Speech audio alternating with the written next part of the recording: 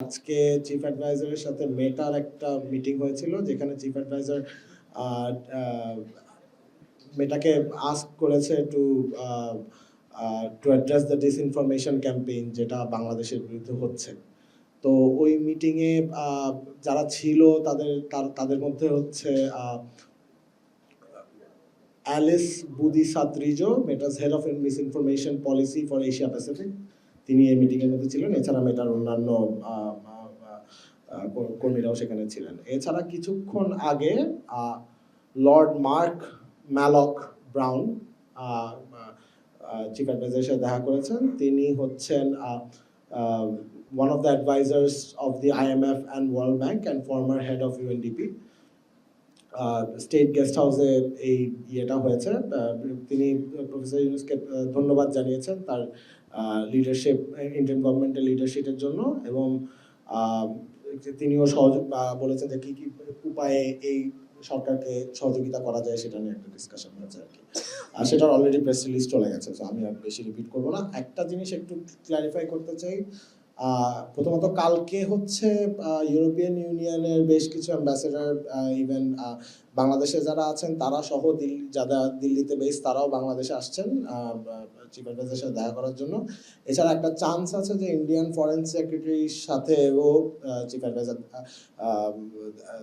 অ্যাডভাইজারের একটা সাক্ষাৎ হতে পারে। এছাড়া একটা জিনিস একটু অ্যাড্রেস করতে চাই প্রেস উইং থেকে, সেটা হচ্ছে গতকালকে শিক্ষা উপদেষ্টা ওয়াহিদুদ্দিন মাহমুদের একটা ইয়েতে বলা ছিল, উনি বলেছিলেন যে ওনার ব্যক্তিগত মতামত দিয়েছেন যে নেক্সট পরের 2025 ইলেকশন হতে পারে। তো সেইটা একটু ক্ল্যারিফাই করার জন্য যে এটা পুরোপুরি ওনার ব্যক্তিগত মতামত। প্রধান উপদেষ্টার কাছ থেকে কিন্তু এখনো পর্যন্ত কোনো ইলেকশন ডেট এখনো পর্যন্ত আসে না, এবং প্রধান উপদেষ্টা এবং ইলেকশন কমিশনই এটা প্রধান উপদেষ্টা এটা করবে যে ইলেকশনটা কবে হবে। সো জাস্ট এটা একটু ক্লিয়ার করে দেওয়ার জন্য আর কি। এছাড়া আর কোনো কোশ্চেন থাকলে আপনারা করতে পারেন।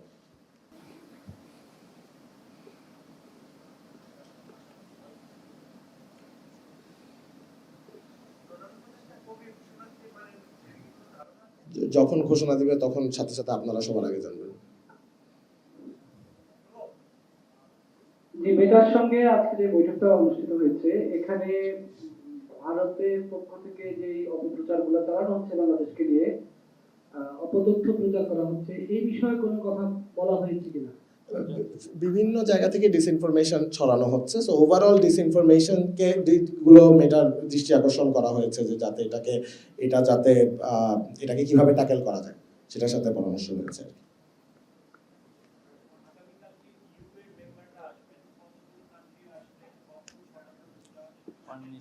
এইটা একটু সো বেসিক্যালি এটা নাম্বারটা কতজন এটা একটু ফরেন মিনিস্ট্রির সাথে আপনি ক্লিয়ার হয়ে নিতে পারেন। আর বেসিক্যালি মানে এটা কিন্তু আগেই আমরা বলেছিলাম যে everybody from the European union wanted to show support to the central government. So এটার জন্যই এখানে আসা।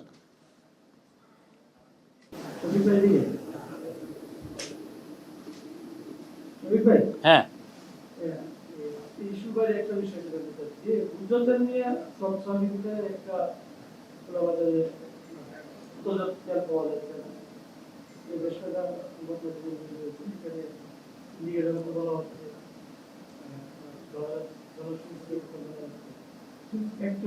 ডিজাইন, এলিগেন্স, বিউটি, সেরা পণ্য সবার জন্য জেভিকো।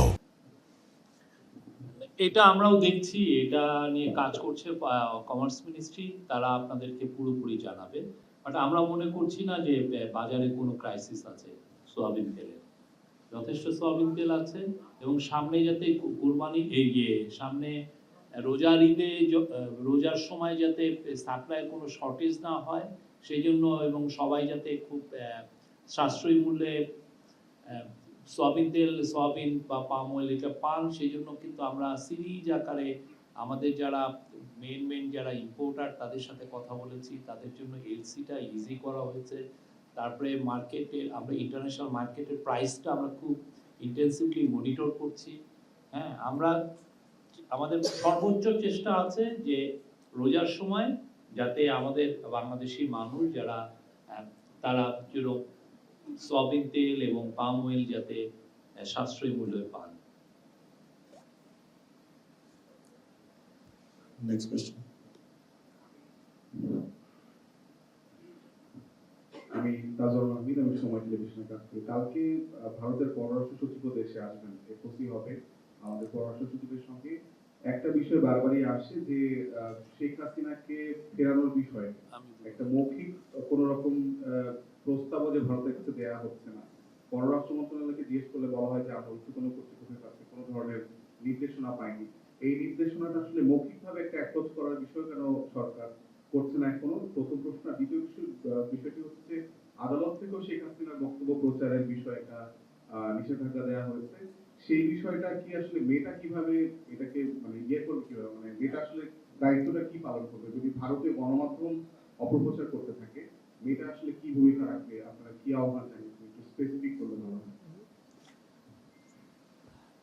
প্রথম কথা হচ্ছে যে প্রথম কোশ্চেনটা কি করলেন যেন, শেখ হাসিনার এক্সট্রাডিশনের ব্যাপারে আমাদের গভর্নমেন্টের অবস্থান খুব স্পষ্ট, ক্লিয়ার। আমরা শেখ হাসিনাকে দেশে ফিরিয়ে এনে আইনের সম্মুখীন করতে চাই। তাকে এই যে তার আমলে যে ম্যাস মার্ডার হলো, উনি জুলাই আগস্টে যে 1500-র উপরে মানুষের যে হত্যার তো মূল নির্দেশদাতা তিনি। তারপরে এর আগে যেগুলো গুম হয়েছে উনি তখন হেড অফ দ্য গভর্নমেন্ট ছিলেন। তারপরে দেশে একটা করাপ্ট একটা আপনি দেখেছেন যে হোয়াইট পেপারে এসছে যে $16 বিলিয়ন করে প্রতি বছর সাইফন অফ হয়েছে। এটা তো বাংলাদেশের ট্যাক্স পেয়ারের মানি, বাংলাদেশের সিটিজেনদের মানি, এটা চুরি করে বাইরে চলে গেছে। তো এই পুরো জিনিসগুলোর জন্য জবাবদিহিতার জন্য আইনের আওতায় তাকে আনাটা এটা হচ্ছে আমাদের একটা কমিটমেন্ট, আমরা এটা করব। কিন্তু এটা করার জন্য যেটা হচ্ছে যে যেহেতু ইন্ডিয়ার সাথে আমাদের একটা এক্সট্রাডিশন ট্রিটি আছে, সেটা এক্সট্রাডিশন ট্রিটিতে আবার কিছু সার্টেন লিগ্যাল প্রসিডিউরটা করে তারপরে আপনি এটা একজনকে এক্সট্রাডিশন চেতে পারেন। তো আমরা সেই প্রসিডিউরটা আমরা কমপ্লিট করছি। সেটা কমপ্লিট করার পরে আমরা ফর্মালি অ্যাপ্রোচ করব ইন্ডিয়াকে তাকে এক্সট্রাডিশন করার জন্য। আর আইসিটির যে আমরা যেটা রুল আমরা এটা দেখেছি, তা আমাদের ওইখানে কিন্তু যেগুলো হেট স্পিচ সেগুলো দিকে যাতে যারাই শেখ হাসিনার কভার করেন বাইরে বা তারা অবশ্যই এটা লক্ষ্য রাখবেন যে তার হেট স্পিচ যাতে কেউ স্প্রেড না করেন। এই আর মেয়েটা তো দেখছে যে বাংলাদেশকে ঘিরে কি ধরনের ম্যাসিভ ডিসইনফরমেশন ক্যাম্পেইন হচ্ছে। মেটার হয়ে এখানে অনেক কাজ করেন থার্ড পার্টি যারা বাংলাদেশে, যারা মেটার হয়ে ফেক নিউজ, ডিসইনফরমেশন, মিসইনফরমেশন যারা ডিটেক্ট করেন, তারা অবশ্যই মেটারকে অ্যালার্ট করবে যে এইগুলো হচ্ছে। তারা অবশ্যই মেটা এটা দেখবেন, মেটার এখানে ভালো বিজনেস আছে, তবে অবশ্যই মেটা উইল টেক কেয়ার যে কারা কারা এখানে ডিসইনফরমেশন ছড়াচ্ছেন। আমরা চাচ্ছি যে যেগুলো মিথ্যা ব্লেটান্ট লাইন সেগুলো যেন রিমুভ করা হয়। জি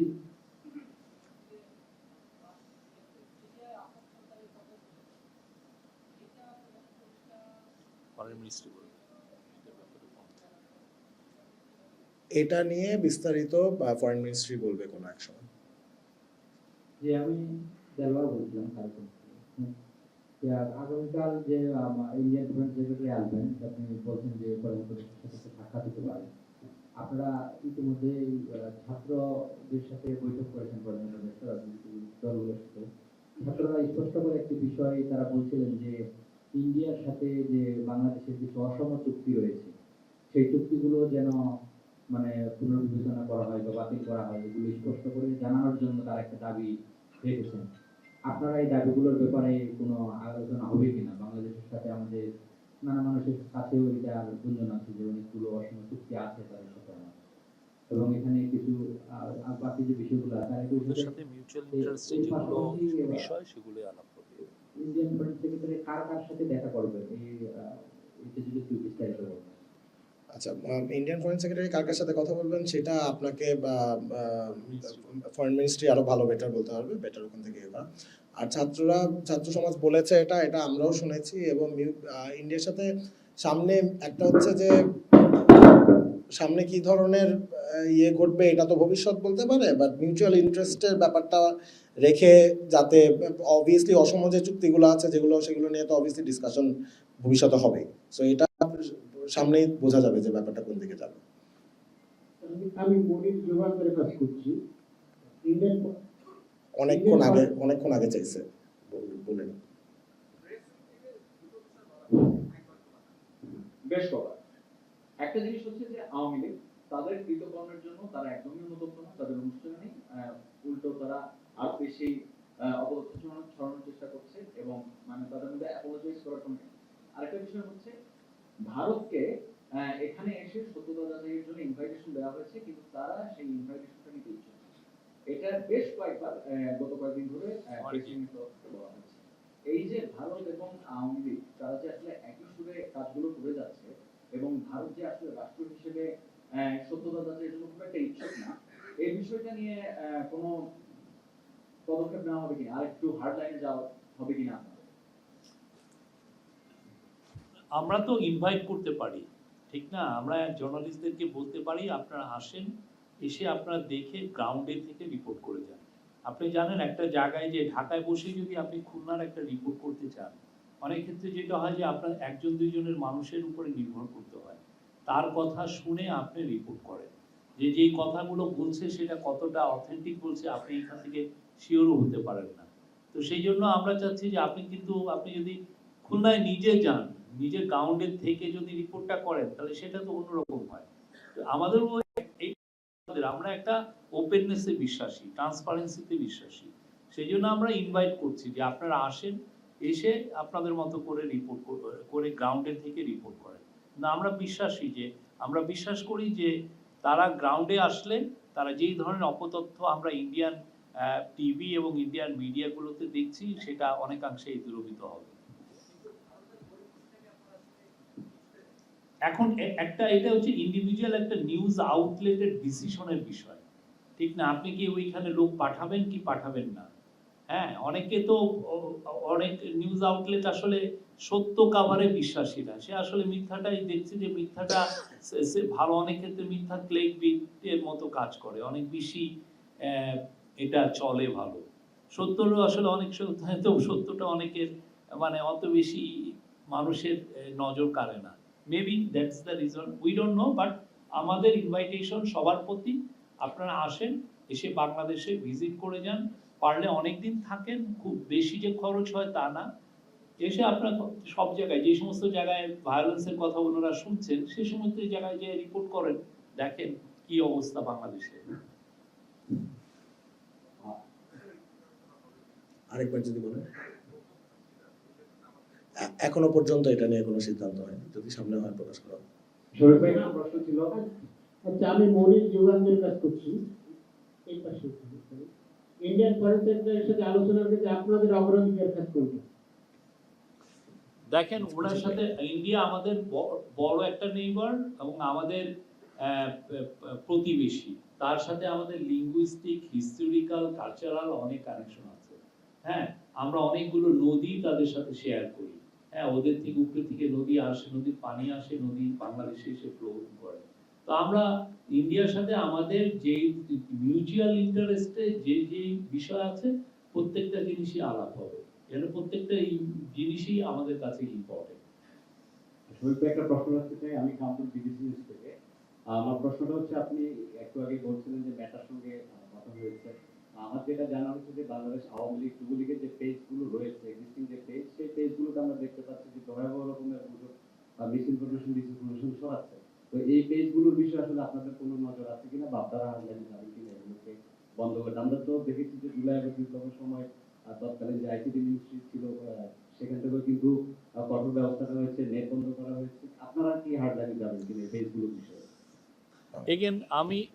এই বিষয়ে আমি এইটুকু বলতে পারি যে মেটার এখানে থার্ড পার্টি আছে যারা মেটার হয়ে ইনভেস্টিগেট করে, ঠিক আছে? তারা দেখছে যে কোথা থেকে সোর্স অফ মিস ইনফরমেশন কোথা থেকে হয়। অনেক ক্ষেত্রে হয় কি, স্টেটের থেকে যদি মেটার নজরে যদি আনতে চান, তাহলে ওরা অনেক সময় স্টেটকে এক ধরনের সংশয়ের চোখে দেখে, যে না আমি এটা বললাম সেটা ঠিক না। আগের গভর্নমেন্ট যেটা করতো সেটা হচ্ছে যে তারা যারা ভালো ইউটিউবার যারা যারা ভালো ফেসবুকে কমেন্ট করছে কিন্তু তাদের ওয়াইড ফলোইং আছে, তার এগেনস্টেও তারা অ্যাকশনে যেত বা তার পেজটা রিমুভ করার চেষ্টা করতো। ফলে মেটার কাছে এক ধরনের, যেটা আমরা খবর পেয়েছি, মেটার কাছে এক ধরনের ট্রাস্টের বিষয়টা এখানে আছে। তো আমরা মেটার কাছে আমরা চাবো যে যেগুলো ওরা দেখছেন যে বাজে নিউজ, ফেক নিউজ ছড়াচ্ছে, সেগুলো ওনারা রিমুভ করবেন। এই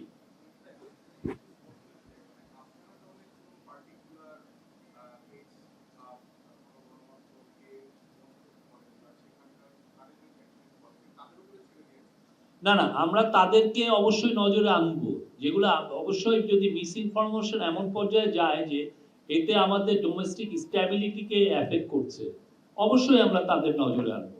এতে যদি কোনো ভালনারেবল পিপলের এগেনস্টে কোনো যদি মিথ্যা নিউজ ছড়ানো হয়, অবশ্যই আমরা তাদের নজরে আনবো। বাংলাদেশের সভারেন্টির উপরে যদি আঘাত আসে, অবশ্যই আমাদের তাদের নজরে আনবো।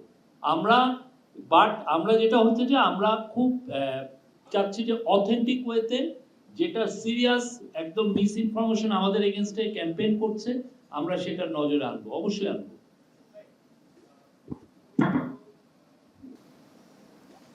এগেন আমরা তো আশা করছি যে ইন্ডিয়ার সাথে আমাদের সম্পর্কটা আরো বেটার হবে। ইন্ডিয়ার সাথে আমরা আগেও বলেছি, ইন্ডিয়ার সাথে আমাদের লিঙ্গুইস্টিক, হিস্টোরিক্যাল, কালচারাল লিঙ্কেজ আছে। তা আমরা অবশ্যই চাবো যে ইন্ডিয়ার সাথে আমাদের যে সম্পর্কটা সেটা আরো বেটার জায়গায় যাক, যাতে দুই দেশের মানুষই এটার বেনিফিটটা পান। এবং এট দ্য সেম টাইম আমরা যেটা চাচ্ছি যে ইন্ডিয়ার সাথে আমাদের সম্পর্কটা যত ন্যায্যতা, সমতা এবং একটা মর্যাদাপূর্ণ হয়, সেটা আমাদের ফোকাস।